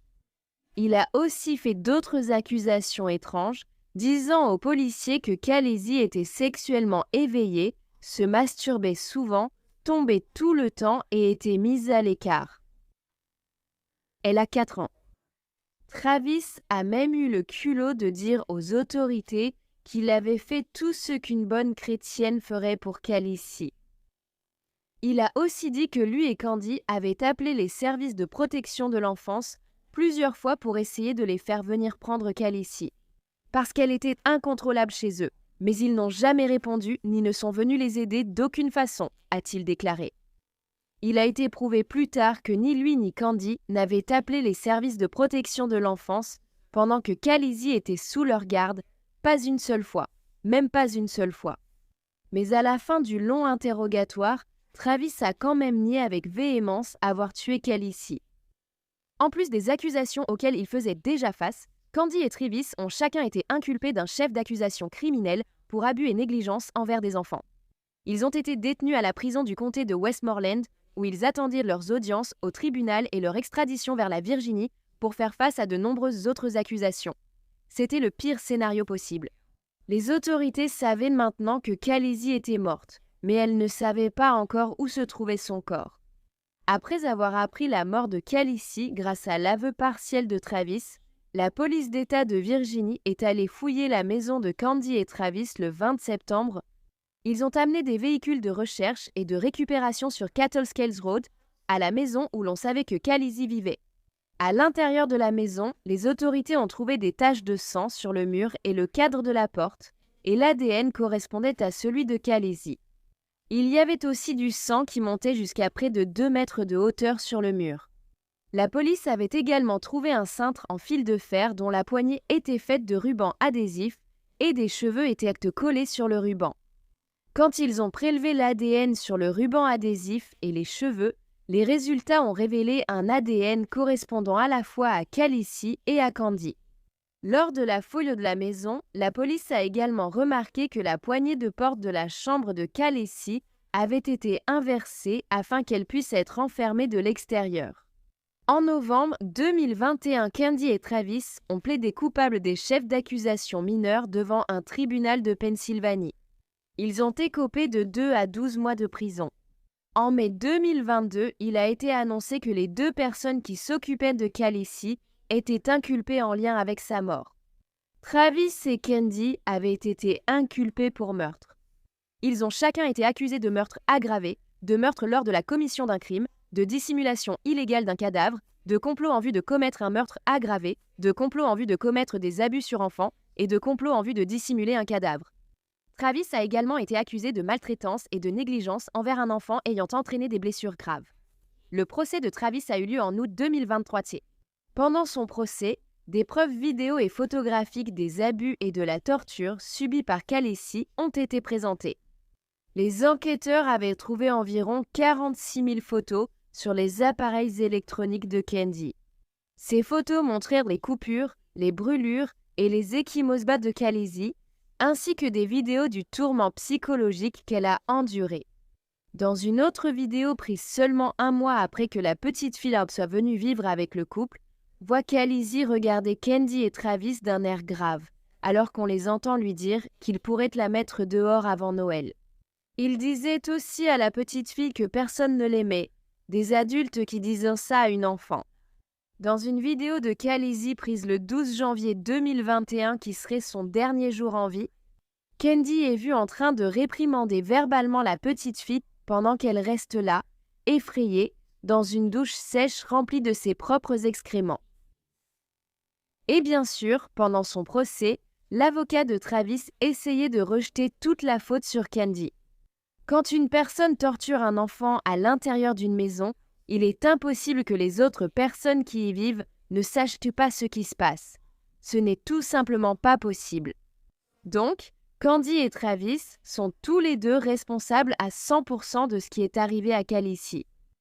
Pendant le procès, un témoin a été appelé à la barre, une femme du nom de Brittany Southern. Brittany a déclaré qu'elle avait eu une brève aventure avec Travis Brown avant qu'il ne prenne la fuite avec Candy. Pendant leur relation, Brittany a dit qu'elle ne savait pas que Travis était déjà en couple, pensant que Candy était son ex. Brittany a témoigné qu'elle et Travis se trouvaient sur le parking d'un Burger King à Vérone lorsque Travis lui a fait un aveu bouleversant. Il lui a dit qu'il avait tué quelqu'un, mais il n'a pas précisé qui. Brittany avait affirmé que Travis avait utilisé son téléphone à quelques reprises pour contacter Candy par message et appel. Dans un échange de messages, Candy a écrit « J'espère que tu pourriras en enfer. Tu es une piètre excuse pour une personne. Est-ce que tu t'allonges dans ton lit la nuit en pensant à ce que tu as fait à cette petite fille? Parce que ça me ronge de l'intérieur. » Candy a également dit à Travis qu'il devrait parler à Brittany du manche de brosse, des brûlures et des ecchymoses. Brittany a dit que lorsqu'elle a appris pour Khaleesi et qu'elle a interrogé Travis au sujet de la petite, il a réagi en partant furieusement et en lui lançant son téléphone portable. Donc, le 30 août 2023, le jury a délibéré. Et après seulement 4 heures, ils sont revenus avec un verdict de culpabilité. Coupable de toutes les accusations, qui étaient homicide commis lors d'un crime, meurtre aggravé et maltraitance d'enfants. Il n'a pas encore été condamné, mais il devrait l'être en février 2024 quand il va back. 2 semaines après la condamnation de Travis, Candy Royer a plaidé coupable de meurtre au premier degré et de cruauté avec l'intention de blesser un enfant. En échange du fait qu'elle plaide coupable, ses 6 autres chefs d'accusation ont été abandonnés. Candy doit être jugée en octobre de cette année et elle risque une peine de 20 ans de prison à la perpétuité. Malheureusement, le corps de Khaleesi n'a jamais été retrouvé, mais la police a déclaré qu'elle ne renonçait pas aux recherches. Ils pensent qu'elle pourrait se trouver dans une décharge, ce qui, selon eux, leur prendrait environ 4 ans à fouiller entièrement. Un mémorial pour Khaleesi a été installé au bureau du shérif du comté d'Augusta à Verona, le bureau qui s'était occupé de son affaire. Ce mémorial, qui se trouve à l'extérieur de la porte principale du bureau du shérif, est destiné à la famille, aux amis et aux autres membres de la communauté pour se souvenir de sa vie. Il y a également un mémorial qui a été installé à Waynesboro pour se souvenir de Khaleesi. Une veillée aux chandelles a été organisée en septembre 2021 pour Khaleesi, ainsi qu'une célébration de son 4e anniversaire en décembre de la même année. Ces 2 événements ont été organisés par la communauté pour la petite fille que tant d'autres avaient oubliée. Eh bien, merci d'avoir écouté toute l'histoire de Khaleesi aujourd'hui. C'est très triste que ni ses parents biologiques, ni les 2 adultes qui avaient dit qu'ils prendraient soin d'elle, n'aient jamais veillé à ce que Khaleesi soit en sécurité et heureuse. Personne ne savait même qu'elle avait disparu de janvier à septembre. J'en ai tellement marre de ces adultes égoïstes qui mettent leurs besoins et leurs envies avant le bien-être de leurs propres enfants. Amanda, la mère de Khaleesi, aurait pu envoyer la petite fille vivre avec sa famille et elle aurait été en sécurité là-bas. Mais au lieu de ça, par égoïsme parce qu'elle ne voulait pas que Khaleesi lui soit retirée définitivement, elle l'a envoyée vivre chez quelqu'un qui avait un casier judiciaire et qui était actuellement en assignation à résidence. Super idée. Je sais qu'il y a bien plus que ça et que les adultes qui entouraient Khaleesi étaient des principaux responsables. Mais je pense aussi que les services de protection de l'enfance ont joué un petit rôle dans la mort de Khaleesi. Ce sont eux qui ont donné leur accord pour qu'elle aille vivre chez Candy sans faire aucune vérification, clairement. Qu'en penses-tu? Les services de protection de l'enfance sont-ils responsables dans cette histoire ou toute la faute revient-elle à Candy et Travis? Ce matin-là, ils prévoyèrent de partir camper en famille pendant quelques jours. Tout le monde avait préparé ses bagages et avait hâte que le voyage commence. Mais lorsqu'ils ont regardé dehors, leur pick-up avait disparu de l'allée. Et ce n'était pas la seule chose qui manquait.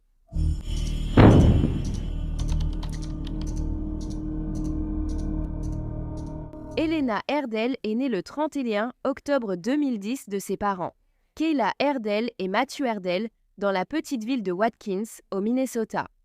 Elena avait toujours le sourire aux lèvres et c'était une petite fille câline et rieuse. Elle adorait se déguiser, chanter des chansons de Disney et danser sur la musique de la radio. Elena aimait apprendre grâce à son grand frère Carter. Ils s'entendaient mieux que la plupart des frères et sœurs. Ses couleurs préférées étaient le rose et le violet, et son film préféré, La Reine des Neiges. Les activités en plein air, partir en excursion avec son père et son chien Daisy, étaient aussi parmi les préférées d'Elena. Elena devait aussi faire sa rentrée en maternelle à l'automne, et elle était très enthousiaste à cette idée. Son père jouait au softball tous les vendredis soirs à Watkins pour une équipe appelée les River Rats. Après un match le 19 août 2016, Mathieu et son ami Zach Anderson ont décidé d'aller boire un verre. Ils jouaient au softball ensemble et avaient aussi travaillé 4 ans dans une entreprise de service public.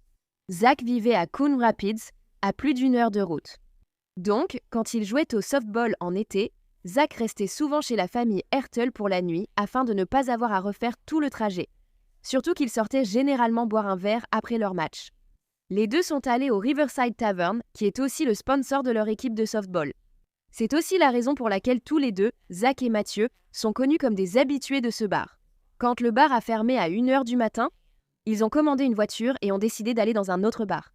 Ils allaient retrouver la femme de Mathieu, Kayla, au bar de Gordy à Watkins, qui se trouvait en fait à quelques pâtés de maison seulement de la maison des Hertel. Ils ont chacun pris quelques verres ici en plaisantant et en racontant des histoires. Le bar a fermé à 2 heures et tous les 3 sont sortis lentement. Mathieu et Kayla sont rentrés à pied chez eux vers 2h30, peut-être un peu après. Lorsqu'ils sont arrivés à la maison, Kayla a couché Elena dans son lit. Maintenant, je suppose qu'elle dormait sur le canapé ou quelque chose comme ça, et que Kayla l'a simplement prise dans ses bras pour l'emmener dans sa chambre. Mais je n'ai pas trouvé de détails expliquant pourquoi elle a été couchée aussi tard. Je pense qu'elle dormait déjà, en tout cas. Entre 3h30 et 3h45 du matin, Zach s'est rendu chez les Hertel car il allait y passer la nuit. Lui et Mathieu ont décidé de rester éveillés un moment pour discuter. Et l'une des choses que Zach répétait sans cesse, c'était à quel point il aimait aller à la chasse et aller chasser au chalet de sa famille. Toutes les deux ont fini par aller se coucher vers 4 heures du matin. La famille avait prévu un voyage de camping le lendemain, le 20 août, et ils avaient déjà tout emballé et étaient prêts à partir. Elena et son frère étaient tellement excités, mais quand ils se sont réveillés ce matin-là vers 8h30, Matthew et Kayla ont découvert qu'Elena avait disparu. Leur pick-up blanc et Zach étaient également introuvables. Matt et Kayla connaissaient Zach depuis des années, donc il ne leur est même pas venu à l'esprit qu'il aurait pu faire quelque chose de mal, car il lui faisait confiance et il n'avait également aucun casier judiciaire. Ils ont donc décidé de prendre leur autre véhicule et de faire le tour de la ville à la recherche de leur pick-up GMC Sierra Blanc de 2002. Ils se sont dit qu'il devait bien y avoir une raison ou une explication pour laquelle Zach avait emmené Elena. Il devait y en avoir une, il n'aurait pas fait ça sans raison. Après avoir cherché le camion dans toute la ville, ils sont rentrés et ont fouillé leur caravane, leur maison, leurs propriétés, ainsi que les jardins des voisins. Et il n'y avait aucune trace de Zach, d'Elena ou du camion. Ils ont appelé Zach encore et encore, mais il ne répondait pas. Ils se sont souvenus que Mathieu avait laissé son téléphone dans le camion pour le recharger, alors ils ont décidé d'appeler son téléphone pour voir si Zach répondrait, mais il n'y a toujours pas eu de réponse. À ce moment-là, Mathieu a dit à Kayla d'aller appeler la police. Donc, vers 10h30 ce matin-là, ils ont signalé la disparition d'un enfant et une alerte enlèvement a été lancée. Les recherches de Zach et d'Elena ont commencé. Au début, la police a pu localiser le téléphone portable de Zach, mais malheureusement, le signal a été perdu. Juste avant 14h, le standard du bureau du shérif du comté de Cass a reçu un appel d'un homme qui s'est identifié comme étant le père de Zach Anderson. Son père a affirmé croire que son fils était l'homme cité dans l'alerte Amber. Il leur a dit que son fils l'avait appelé plus tôt dans la journée pour demander la permission d'aller à la cabane familiale à Motley, Minnesota. Le père de Zach a donné la permission aux policiers d'entrer sur sa propriété ainsi que dans sa maison pour les aider dans leurs recherches. En arrivant à la cabane de la famille Anderson à Motley, juste à l'extérieur du parc Wilderness, l'un des policiers a remarqué le toit d'un camion blanc. Il se trouvait dans un ravin vers l'extrémité sud-ouest de la propriété. Lorsqu'ils se sont approchés, ils ont confirmé qu'il s'agissait bien du camion GMC Sierra 2002 des Herclay. Cependant, il n'y avait aucune trace de Zach ou Elena. Le camion avait été tiré dans le ravin puis dans une zone boisée et broussailleuse. On aurait dit que Zach essayait de cacher le camion, mais il l'avait vraiment très mal fait. La police s'est ensuite approchée de la cabane et y est entrée, armes dégainée. Ils ont fouillé tout l'endroit à la recherche de la petite fille, mais elle restait introuvable. Cependant, bien en vue sur la table de la cuisine dans la cabane, les agents ont aperçu un fusil de chasse à un coup de calibre 20. Il y avait également plusieurs cartouches de calibre 20 ainsi que de calibre 12 éparpillées sur toute la table. Cependant, il n'y avait aucun fusil de chasse de calibre 12 en vue. La dernière chose que la police a découverte sur la table de la cuisine était ce qui semblait être une note sur le côté, et il y avait aussi un peu de sang dans le coin supérieur. La police a décidé de quitter les lieux et d'aller regarder dehors, sur la propriété, car ils avaient découvert qu'il n'y avait personne dans la maison. Il y avait beaucoup de zones boisées. C'était une zone très rurale. Comme Zach l'avait dit, sa famille adorait aller chasser là-bas. 2 chiens policiers ont été amenés après que la police a trouvé des traces de pas menant dans les bois à l'arrière de la cabane. Les chiens ont conduit la police directement vers une zone marécageuse et là, il y avait Zach, debout dans l'eau jusqu'aux genoux. Il avait des lacérations fraîches aux poignets qui semblaient être auto-infligées. La police a pu le placer en garde à vue sans aucune résistance. On a lu à Zach ses droits Miranda, et lorsque la police lui a demandé où était la fille, il a d'abord répondu « Quelle fille ?» faisant semblant de ne pas avoir la moindre idée de ce qu'il venait de faire. Lorsque les enquêteurs ont continué à parler à Zach dans le but de retrouver Elena, il leur a finalement dit qu'elle était dans le marais, dans l'eau, sous un tas de débris. Il a également dit qu'il les y conduirait. Zach a été ramené dans la zone marécageuse où ils ont vu de l'herbe fraîchement piétinée. Alors qu'ils commençaient à fouiller la zone, qui se trouvait à environ 73 mètres de l'endroit où Zach avait initialement dit qu'elle se trouverait, les enquêteurs ont aperçu quelque chose de rose. Et en y regardant de plus près, il s'est avéré que c'était une couverture Disney rose, la même qui correspondait à la description que la mère d'Elena avait donnée aux policiers. Près de la couverture, ils ont trouvé Elena. Elle était nue et complètement immergée dans l'eau, cachée sous des broussailles et d'autres débris, exactement comme Zach l'avait dit. Une enquête plus approfondie a révélé que Zach avait été vu vers 8h30 dans une supérette à Browerville, dans le Minnesota. Il a été filmé par la vidéosurveillance entrant seul dans le magasin et achetant une bouteille d'eau. Sur la vidéo, on le voit porter un uniforme de softball. Il y a ensuite une deuxième vidéo de surveillance provenant d'un clubhouse à Wilderness Park, dans laquelle Zach apparaît également. On le voit entrer et sortir du clubhouse en portant le même uniforme de softball que celui qu'il portait dans la vidéo du magasin de proximité. Lorsque les enquêteurs ont fouillé la cabane familiale, en plus de ce qu'ils avaient déjà trouvé, ils ont également découvert autre chose. Des vêtements mouillés. L'un des vêtements mouillés était un pantalon de softball identique à celui que Zach portait sur les images de vidéosurveillance. Ils ont également trouvé des chaussures et des chaussettes mouillées. Une autopsie a été pratiquée sur Elena Erdl. Dans les premiers résultats de l'autopsie, la cause du décès a été indiquée comme étant une violence homicide due à une strangulation, ainsi que d'autres preuves de traumatisme crânien causé par un objet contondant. Il y avait également des preuves d'agression sexuelle. En octobre 2016, Zachary Anderson a été inculpé par un grand jury et mis en accusation pour 19 chefs d'accusation, dont meurtre au premier et au deuxième degré, 2 chefs de agression sexuelle au premier degré, un chef de agression sexuelle au deuxième degré, un chef de vol de véhicule et 2 chefs d'atteinte à l'intégrité d'un cadavre. L'avocat commis d'office de Zachary Anderson, Scott Collins, a déposé une requête le 24 mars 2017 et cela demandait au juge de rejeter les accusations de meurtre contre Zachary, d'écarter les preuves recueillies lors de l'enquête ou de déplacer son procès dans un autre comté. D'accord, très bien. Collins a demandé au juge de rejeter l'acte d'accusation contre son client au motif qu'il n'y avait pas de motif suffisant pour l'inculper. Il a allégué que ses droits constitutionnels avaient également été violés. Il a soutenu que Zachary ne souhaitait pas faire de déclaration aux autorités et qu'il n'avait pas renoncé à son droit de garder le silence. Le juge du comté de Cass a statué que les enquêteurs avaient interrogé Zachary de façon inappropriée et que sa première déclaration serait irrecevable lors de tout procès. Cela signifiait que les jurés ne pouvaient pas entendre ce que Zachary avait dit aux enquêteurs après avoir refusé 3 fois de répondre. L'information qu'il avait donnée concernait l'emplacement d'Elena. Cependant, le juge a maintenu les 19 chefs d'accusation contre Zachary. Zachary devait comparaître devant le tribunal de district du comté de Cass le 2 mars 2018 pour une audience préliminaire. Au lieu de cela, il a alors plaidé coupable. Il a immédiatement été condamné à la peine obligatoire dans l'État du Minnesota, c'est-à-dire la prison à vie sans possibilité de libération. Une veillée aux chandelles a été organisée et près de 1000 personnes y ont assisté pour rendre hommage à Elena, ce qui représente plus de personnes que tous les habitants de Watkins réunis. Au début de la cérémonie, les personnes en deuil ont lâché des centaines de ballons roses et violets pour honorer Elena. Alors que les ballons montèrent dans le ciel nocturne, la chanson Libérée, délivrée du film préféré d'Elena, La Reine des Neiges, a retenti. Une veillée a été organisée pour dire au revoir à la petite fille le 25 août 2016. Plus de 300 personnes ont fini par venir.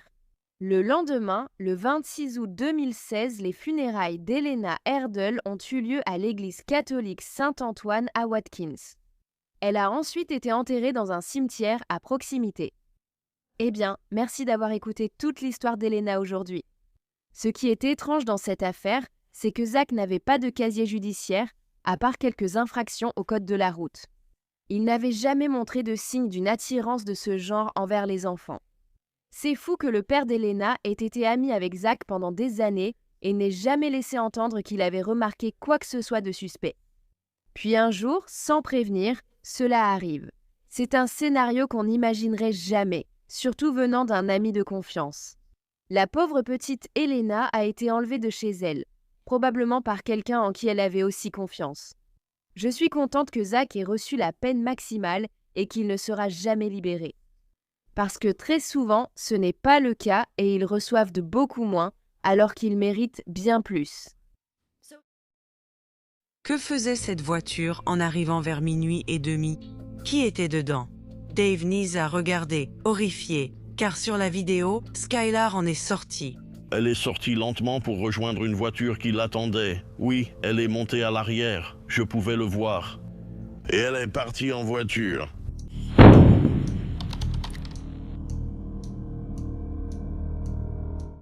Skylar Annette Nees est née le 10 février 1996 de David et Mary Nees. Enfant unique, elle était aussi une brillante élève à University High de Morgantown, en Virginie occidentale. On disait que Skylar était intelligente, amusante, pétillante et toujours très loyale envers ses amis. Elle était aussi un peu blagueuse et elle adorait faire rire son entourage. L'adolescente rêvait de devenir avocate un jour. Malheureusement, cela n'arriverait jamais car Skylar allait disparaître à l'été 2012. Le soir du 5 juillet 2012, Skylar est rentrée à l'appartement familial de Star City, en Virginie occidentale, après avoir terminé son service dans un Wendy's à proximité. De retour à la maison, elle a embrassé son père pour lui souhaiter bonne nuit avant de rejoindre sa chambre pour la soirée. Le lendemain après-midi, quand le père de Skylar entra dans sa chambre pour la voir, elle avait disparu et n'était nulle part dans l'appartement. Il a remarqué que sa fenêtre avait été laissée ouverte, que la moustiquaire avait été enlevée et qu'il y avait un tabouret sous sa fenêtre à l'extérieur. Il semblait que sa fille s'était éclipsée au milieu de la nuit mais n'était jamais revenue. Cependant, lorsqu'il a essayé d'appeler son téléphone portable, il n'a obtenu aucune réponse. Et en contactant ses amis, il découvrit qu'elle n'avait pas eu de nouvelles de Skylar non plus. La police fut alors contactée et Skylar fut signalée comme disparue. J'ai une fille de 16 ans. Apparemment, elle est sortie de sa chambre la nuit dernière et on ne l'a pas vue depuis. Ses amis n'arrivent pas à la joindre. Je ne la trouve pas. Quel est son nom? Skylar Nees. Au début, les autorités pensaient alors que Skylar était simplement une fugueuse. Donc, même s'ils ont commencé à la chercher, ils n'ont pas déclenché d'alerte enlèvement. Le fait est que les parents de Skylar savaient qu'il était impossible que leur fille ait simplement fugué. Elle avait laissé derrière elle ses lentilles de contact, sa brosse à dents et son chargeur de téléphone. Des choses dont elle aurait eu besoin. Alors que les parents de Skylar commençaient à chercher leur fille disparue, ses meilleurs amis, qui s'appelaient Sheila, Eddie et Rachel Schoff, les ont aidés à distribuer et à afficher des flyers dans le quartier. ainsi qu'à publier régulièrement sur les réseaux sociaux au sujet de leur ami disparu. Mais aucun nouvel indice sur l'endroit où Skylar était allée n'allait émerger. Skylar et Sheila s'étaient rencontrées alors qu'elles n'avaient que 8 ans, et il n'a pas fallu longtemps pour que les deux deviennent meilleures amies et inséparables. D'après le père de Skylar, Sheila était plus comme un membre de la famille qu'une simple amie. Elle était tellement à l'aise avec les nièces qu'elle entrait dans leur appartement sans même frapper. Lors de leur première année de lycée, les filles avaient rencontré et lié d'amitié avec Rachel Schoff. Après cela, elles étaient toujours ensemble où qu'elles aillent, se surnommant même les 3 mousquetaires. Il était dit que Skylar était un pilier émotionnel pour ses 2 amies, puisque leurs parents avaient récemment divorcé. Et tandis que Sheila était plutôt sauvage et insouciante, Rachel était tout le contraire, venant d'une famille catholique très stricte. Pendant les recherches, Sheila allait voir la mère de Skylar, Mary, et lui disait qu'elle devait lui dire la vérité, à savoir qu'elle et Rachel étaient venues chercher Skylar la veille au soir, vers 23h, pour que toutes les 3 puissent fumer un peu d'herbe ensemble. Cependant, elle insistait sur le fait qu'elle l'avait déposé à la fin de la route près de l'immeuble avant minuit, pour que Skylar puisse rentrer discrètement dans sa chambre. Alors, quelqu'un avait-il enlevé Skylar alors qu'elle marchait de la fin de la route jusqu'à l'appartement ? Des rumeurs ont vite circulé disant que Skylar avait fait une overdose lors d'une fête et que les personnes présentes avaient paniqué puis s'étaient débarrassées de son corps.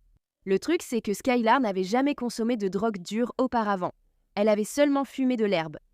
Alors que les recherches pour retrouver l'adolescente se poursuivaient, même le FBI s'est impliqué. Les autorités allaient découvrir des images de vidéosurveillance prises dans le complexe d'appartements de la famille la nuit de la disparition de Skylar. Sur la vidéo, on peut voir Skylar sortir par la fenêtre de sa chambre vers 00h30. Elle monte ensuite dans une berline avant que celle-ci ne parte. Malheureusement, ces images vidéo étaient trop floues pour que la police puisse déterminer à qui appartenait cette voiture.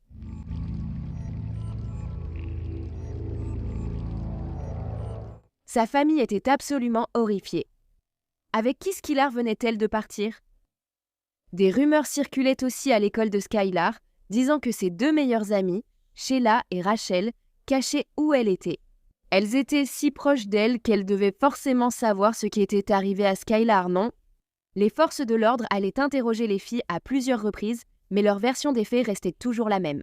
À tel point, en fait, qu'on aurait dit qu'elles avaient été répétées à l'avance. Mary et Dave Nees, désespérés de retrouver leur fille, pensaient que la police perdait son temps à enquêter sur les filles qu'ils connaissaient si bien. Je suis même allé voir la police et j'ai dit « Laissez Sheila tranquille, s'il vous plaît ». J'ai dit « Vous la harcelez jour et nuit ». La gamine en a déjà assez en ce moment, laissez-la tranquille. Donc tu l'as défendue ? Oh mon Dieu, oui, elle était comme notre fille. Ensuite, d'autres images de vidéosurveillance ont été découvertes dans une supérette à proximité.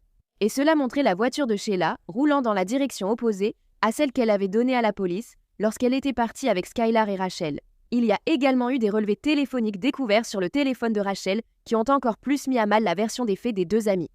À ce stade, les enquêteurs savaient que les 2 adolescentes leur mentaient à propos de quelque chose, mais ils ne savaient pas quoi ni pourquoi. La pression croissante de... Les forces de l'ordre et de la communauté allaient s'avérer trop fortes pour Rachel, et elle a fait une dépression nerveuse à la fin du mois de décembre. J'ai un problème avec ma fille de 16 ans. Je ne la contrôle plus. Elle est obsédée par la sécurité, crie partout et court dans le quartier. Donne-moi le téléphone. Oui, je vais te le donner, d'accord ? Non, c'est fini, mon mari essaie de la maîtriser. S'il vous plaît, dépêchez-vous. Puis, seulement quelques jours plus tard, le 3 janvier 2013, elle allait finalement craquer et avouer aux autorités qu'elle et Sheila avaient tué leur ami Skylar. Elles avaient poignardé leur meilleure amie à mort.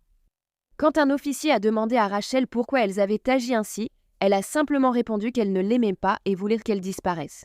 Lors de sa confession, Rachel a raconté à la police qu'elle et Sheila avaient planifié le meurtre de Skylar un jour pendant le cours de sciences. Elles ont choisi le 5 juillet comme meilleur jour pour le faire. Le soir du meurtre, Rachel avait pris une pelle chez son père et Sheila avait apporté les couteaux. Elles avaient aussi emporté des produits de nettoyage et des vêtements de rechange. Le plan était de récupérer Skylar à son appartement ce soir-là, puis de la conduire dans un lieu isolé où elle lui avait dit qu'elle fumerait de la marijuana.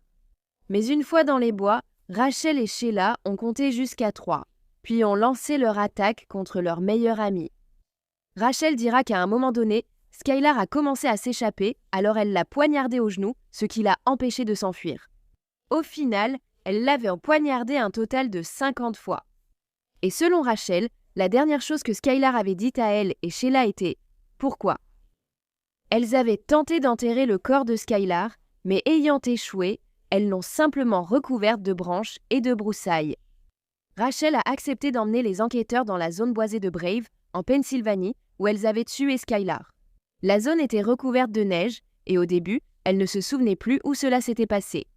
Son corps n'ayant pas été retrouvé au départ, Rachel a tout de même été inculpée de meurtre grâce à ses aveux. Une semaine plus tard, les autorités ont enfin eu une avancée en retrouvant le corps de Skylar Neis, âgé de 16 ans. Il était presque impossible à identifier, et ce n'est que le 13 mars qu'un laboratoire criminel a officiellement confirmé qu'il s'agissait de Skylar Neis.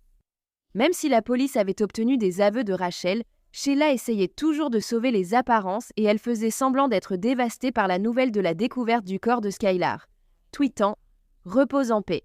Skylar, tu seras toujours ma meilleure amie.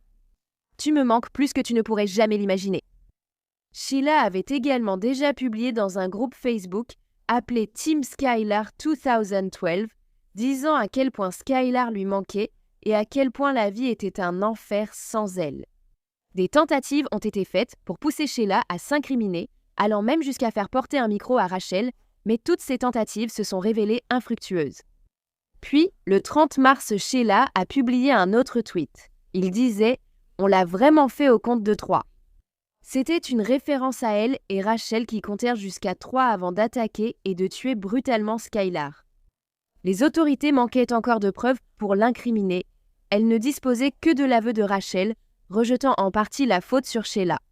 Les enquêteurs ont cependant estimé qu'ils avaient suffisamment d'éléments pour obtenir un mandat de perquisition au domicile de Sheila. Et ils allaient confisquer son téléphone, son ordinateur, sa tablette, des couteaux de la cuisine, ainsi qu'une voiture présente sur les lieux, une Toyota Camry.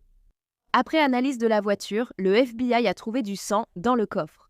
Ils ont ensuite pu faire correspondre ces échantillons de sang à l'ADN de Skylar, et Sheila a été arrêtée le 1er mai 2013 sur le parking d'un restaurant Cracker Barrel. Les 2 filles ont été inculpées de meurtre en tant qu'adultes. Même si les 3 adolescentes étaient les meilleures amies, il était clair que des tensions montaient entre elles.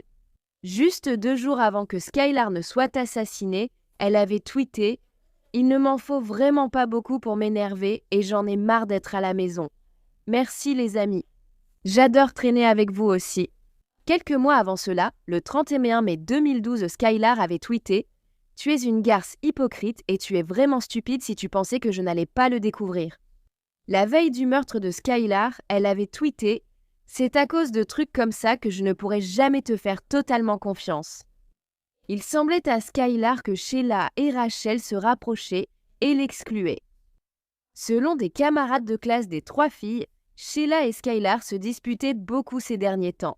Une fois, pendant leur 2e année de lycée, une autre camarade répétait pour la pièce Orgueil et préjugés et Rachel tenait son téléphone à son oreille en riant. Apparemment, Sheila et Skylar se disputaient, mais Skylar ne savait pas que Sheila l'avait mise en appel à 3 avec Rachel. Dans les mois qui ont suivi le meurtre de Skylar, il était rare que Sheila agisse comme si sa meilleure amie lui manquait. Et elle continuait à tweeter régulièrement sur des choses comme regarder la télé, l'école, détester les devoirs et d'autres sujets typiques d'adolescents. Il y avait aussi des tweets qui en disaient long sur la véritable personnalité de Sheila. Elle a partagé à quel point elle était heureuse récemment et qu'elle ne comprenait pas comment on pouvait se disputer avec ses meilleures amies. Parce que selon la meurtrière, elle ne s'était jamais disputée avec la sienne. Elle a même, à un moment donné, tweeté à propos de son amitié très proche avec Rachel en disant « Personne sur Terre ne peut supporter Rachel et moi. Si tu penses que tu peux, tu te trompes. » Il y avait aussi d'autres élèves dans leur école qui avaient entendu Rachel et Sheila parler de leur plan de meurtre, mais aucune d'entre elles ne l'avait signalé parce qu'elles pensaient simplement que les filles plaisantaient. Sheila Eddy finirait par plaider coupable pour son rôle dans le meurtre au 1er degré de Skylar. Et le 24 janvier 2014, environ 18 mois après le meurtre de Skylar, elle a été condamnée à la réclusion à perpétuité. Rachel Schoff plaiderait coupable pour meurtre au 2nd degré, une accusation moins grave puisqu'elle avait coopéré avec la police. Elle serait ensuite condamnée à 30 ans de prison le mois suivant. Sheila, qui avait été la meilleure amie de Skylar, n'a exprimé aucun remords pour son acte. Rachel finirait cependant par exprimer quelques remords lors de son audience de libération conditionnelle en mai 2023. Pourtant, ces excuses n'ont rien changé pour le père de Skylar, Dave, qui a plaidé pour que Rachel reste derrière les barreaux. Il a dit « À cause de ce monstre malveillant, mon enfant n'a jamais eu de limousine pour le bal de promo. » De plus, il n'y a pas eu de robe scintillante pour Skylar, seulement un sac mortuaire. Elle n'aura jamais de diplôme de fin d'études, seulement un certificat de décès. Cette tueuse narcissique, coupable d'un meurtre au premier degré commis de sang-froid, n'éprouve aucun remords pour le meurtre brutal de mon unique enfant. Je ne souhaite à personne, même pas à ceux qui m'ont fait ça, de vivre ce que j'ai traversé. C'est vraiment terrible. Rachel Schoff s'est présentée à sa première audience de libération conditionnelle mardi à 10h30. Le père de Skylar, Dave, prévoit de témoigner contre elle. Je veux absolument qu'elle soit dans la pièce. Je veux qu'elle entende tout ce que j'ai à dire. Tu sais, elle veut une seconde chance dans la vie. Où est la seconde chance de Skylar? Skylar n'en a pas eu. Elle ne devrait pas en avoir non plus. Elle n'a été condamnée que pour meurtre au second degré, car c'est une balance. Rachel Schoff a fait comme si elle arrivait sur un cheval blanc pour sauver la situation, et elle nous a montré où était Skylar. C'est aussi elle qui l'a mise ici, donc elle ne mérite rien. Elle a obtenu son argent avec la justice. Au cours de cette audience, Rachel donnerait enfin un mobile pour ce crime brutal, à savoir qu'elle et Sheila avaient en réalité eu une relation amoureuse. Et cela avait provoqué des tensions entre Skylar et le couple. Elles avaient peur qu'elle révèle leur relation au monde entier. Finalement, Rachel se verrait refuser sa libération conditionnelle. En mémoire de leur fille, Dave et Mary Nees ont aidé à faire adopter la loi Skylar en Virginie-Occidentale. Cela exige que des alertes enlèvement soient émises pour chaque enfant disparu, même si la police ne pense pas qu'il ait été enlevé. Les Nees ont également transformé la zone boisée où le corps de leur fille avait été retrouvé en mémorial. Dave Nees a dit « Quelque chose d'horrible s'est passé ici, mais je voulais prendre cette chose horrible qui s'est produite ici et essayer d'en faire quelque chose de bien. Un endroit où les gens peuvent venir se souvenir de Skylar et se rappeler la gentille petite fille qu'elle était, et non comme la bête qu'ils ont fait passer pour elle. » Les parents de Skylar poursuivent également leurs efforts de sensibilisation à travers un programme appelé Skylar Talks, où ils visitent des écoles et des prisons pour aider les autres à comprendre comment leurs actions peuvent causer de la douleur bien au-delà de la victime visée par leur crime.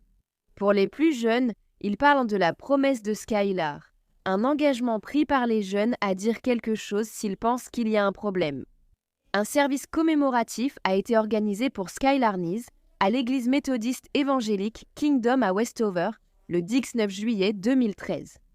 Elle a ensuite été inhumée au cimetière de Blacksville, à Blacksville, en Virginie-Occidentale.